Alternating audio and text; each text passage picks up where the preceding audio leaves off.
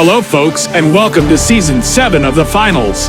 Today our sponsors are Via and CNS. That's right, June. While CNS is 3 exploits ahead of VIA, our 2 sponsors created a breach between realities that created our new arena, Nozomi/Citadel.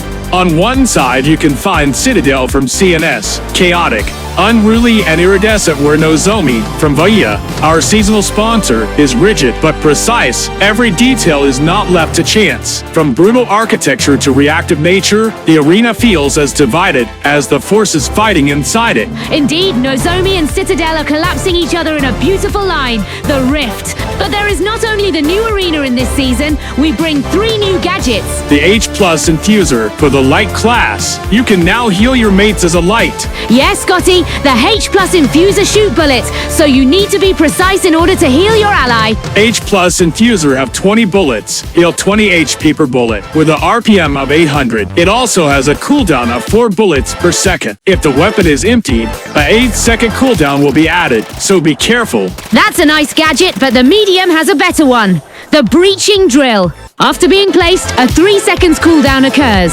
After that, the drill will explode the wall, letting your team rush on your enemies. But don't forget, June, the drill flashes the enemies behind, so you can safely push and win. That's right, Scotty. You never miss a beat. The drill also had a 25 seconds cooldown, made a little sound, thanks to our sponsor, Via. That's terrifying, June. I don't want to go through that. And for our 3rd gadget, we will have for the heavy, the healing emitter. After placing it, you can throw it, winch it, take it anywhere you want. But be careful, enemies can do the same and can destroy it. The gadget, after 1.5 seconds to enable, will heal all your mate HPs by 10 HP per second in a 5 meters radius. That's a huge June. Yes, Scotty, and that's all for gadgets. Now here come the Battle Pass. 106 rewards, 1575 multi-bucks, a price of 1150 multi-bucks, but that's not all. This season we introduced the Premium Plus that gives you a 20 level boost for the price of 2400 multi-bucks.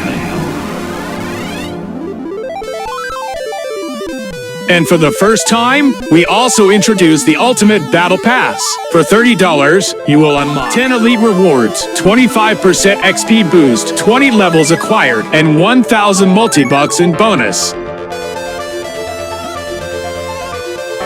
And we are also implementing the Legacy Battle Pass. The Battle Pass. This season you can unlock for the same price as a Premium Battle Pass for Season 1, Season 2, Season 3, or Season 4. But be careful, you will not get any of the bonus pages or multi-bucks. We also gave Season 1 a fresh bonus page. But tell me, June, how do I unlock these ranks? Simple. This season, we're introducing STs. Show tokens you earn by just playing. Spend them to unlock steps in the Legacy Battle Pass.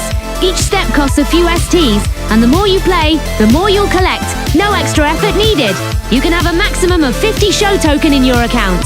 You forgot something, June. Each page needs a certain amount of STs being used in order to continue. So you will have to go from step 1 to step 12. That's right, Scotty.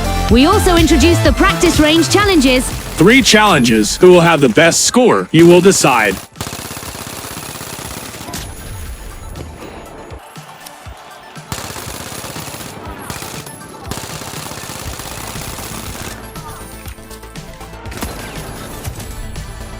We are introducing the Recruit and Rise. If you played more than 20 games, you can now recruit players that played less than 10 games to play together. Both players will earn rewards, and for the recruiter, he will have a new badge representing how many players he helped to rise. We also decreased the VR cost of all items of Season 1 to 6 to 750 and pushed the VRs earned on the first 3 rounds from 2400 to 5000. Now here's the big part of this announcement, the balance changes.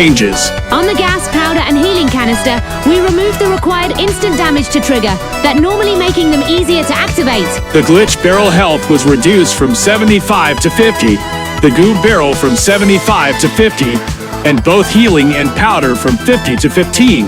All goo blob health spawned in the arena will now have 240 health instead of 300. Controller people will also be happy. The aim assist will now be triggered by all deployables in the arena, such as turrets, APS, and more.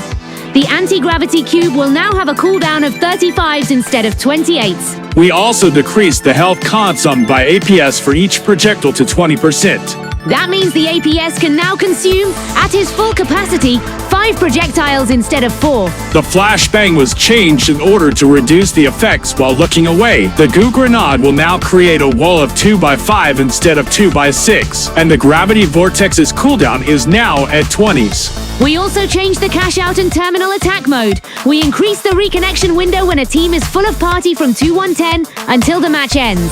In fact, this system was implemented to prevent griefing from random teammates. For ranked tournaments, we also implemented a fixed score penalty for the first mate leaving the game.